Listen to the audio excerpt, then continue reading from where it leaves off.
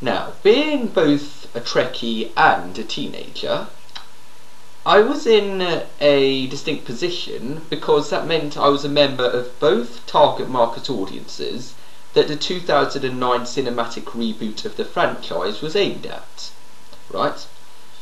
As such, my feelings concerning the film may be quite relevant, and well, I'm just going to recite this essay that I wrote a short while ago in response to a question presented to me in a discussion concerning the reboot and my thoughts of the film in context of the franchise as a whole. Okay? Without further ado, let's dive in. The initial question was, are you that big a fan of the original series? Well, I am in the sense that I currently own all of the films, apart from Insurrection, but that's not really a film I'm in any hurry to grab. I own seasons 1 and 2 of the original series with intent to complete the collection. I've read several of the novels, although I'm aware that they're not canon, most of them anyway. I'd say Mr. Spock has a good chance of being my all-time favourite fictional character, and I watch episodes of the various spin-offs such as The Next Generation and Deep Space Nine when I have the opportunity to do so, providing the episodes are not terrible. I have not, however, made myself a Starfleet uniform, redesigned my living room to look like a starship bridge, or seriously attempted to learn fluent levels of Klingon or Vulcan. In short, I would describe myself as a dedicated fan, but not quite fitting in with the popular image of the hardcore Trekkie. Now, do I think all is lost because of the reboot? Well, no, in the sense that now that Paramount, sorry about that, knows that profits can be made of Trek again, they'll have reason to make more films and TV series, and it's possible that one of the future releases will be the masterpiece of the first release, which was obviously intended to put bums on seats and expand the current fan base, was not. At the same time, however, I'm not going to be placing too much money on that possibility because I know too well that high art does not guarantee big sales or popularity. Far from it. Most boys my age, that I know anyway, would be liable to watch Transformers several times to see robots beating the crap out of each other, yet if there was a big re-release of a classic science fiction film such as 2001 A Space Odyssey or Solaris coming to cinemas, I doubt any of them would be terribly keen on accompanying me. Most girls I know would gladly reread the entire Twilight series. They look at me as if I were crazy if I recommended one of the books in my collection by Asimov, Huxley or Bradbury. The fact is that the rule of mass marketing always targets the lowest common denominator, which is based on far more on the unimaginative and base emotive appeal than the truly creative and thought-provoking.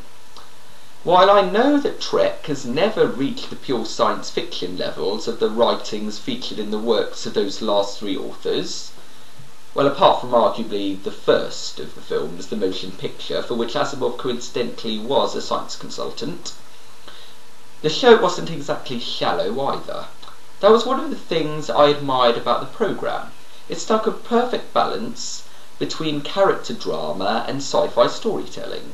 That's what draws me to episodes like The Ultimate Computer, The Menagerie, and naturally The Cage, Return of the Archons, The City on the Edge of Forever, Where No Man Has Gone Before, The Changeling, This Side of Paradise, A Mock Time. I could keep on listing for days, mate. What I could appreciate was the characters being presented before me, and how they grew and interacted with one another, while at the same time not quite feeling my IQ dropping as I watched. I could also enjoy the occasional comedy, such as The Piece of the Action, and in-depth moral exploration, such as Balance of Terror. I can say all that without even taking the exceptional episodes of the spin-offs into account. I suppose one way in which I could summarise my favourite Trek episodes is that I like the ones that have subtext. In other words, they are the ones where the undercurrent of the episode is as notable as what is presented on the surface. That is the key thing I found to be lacking with the new film. Other than the fact that the storyline was, in my eyes at least, a contrived means of conveniently getting the familiar crew together and Kirk in the captain's chair in the space of one release, I found no real depth. What I saw was what I got. I got action scenes. I got a small amount of character background information, and I got some drama. Yet there was nothing really going on behind it all. It was simply an action flick. Even previous dramatic action films in the series had some depth. Wrath of Khan, the second of the flicks, explored Kirk's character and helped to show his evolution from the vigorous and eager 30-something captain we were thoroughly familiar with as he aged. Search for Spock, it emphasised the sheer strength of the bond shared between Kirk and Spock.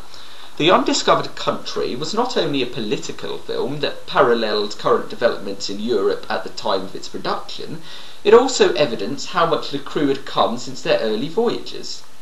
Think about this.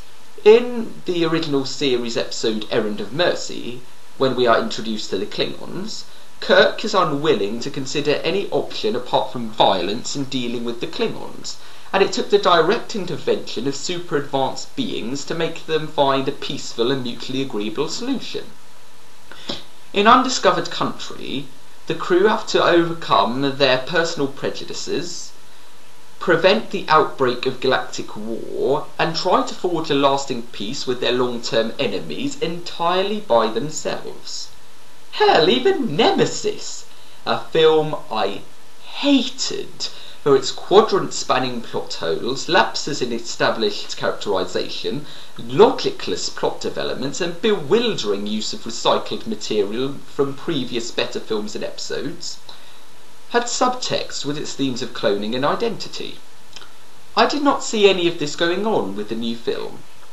I got action, but with little of the dramatic or thematic drive that burns Wrath of Khan and Balance of Terror into memory. I saw one of the most admirable main characters in TV history be reduced to a means of catering to the teenage, modern comedy drama watching, fan fiction writing female audience. Yes, I'm perfectly aware that Spock has been a popular character with the ladies ever since the character was first put on our TV screens, but even in moments with women on the show, such as This Side of Paradise, the feelings were always one-sided and Spock was never acting in the right mind. He was under the influence of plant spores in that example that I made, as most of you who've seen the episode anyway would be aware of. My point is that he always chose his duty to his ship and commanding officer over romantic involvement. To show him making out with Uhura in that transporter scene entirely under his own free will, and later almost delivering one of the most cliched lines in war film history, I almost don't want to say it, but in case you're not getting the illusion, tell Lieutenant Uhura that I... In my eyes, it does little more than taint one of the key aspects of a classic character that made him intriguing to begin with. Do I have any positive things to say about the film? Well, the special effects were outstanding, and the actor who played McCoy was so eerily like a younger DeForest that he could have been his son. But that's not quite enough to make me want to put this in my top 5 Trek films in a hurry. I will not go out on a limb and say it was downright awful, as it delivered its promise of providing a short burst of escapism, retained some vital aspects of the franchise, and was leagues ahead of Insurrection and Nemesis, although I wouldn't call that a difficult achievement. However, all in all, I wouldn't urge everyone to swarm to the DVD retailers on its home release date either. My final verdict of the film is 5.5 out of 10.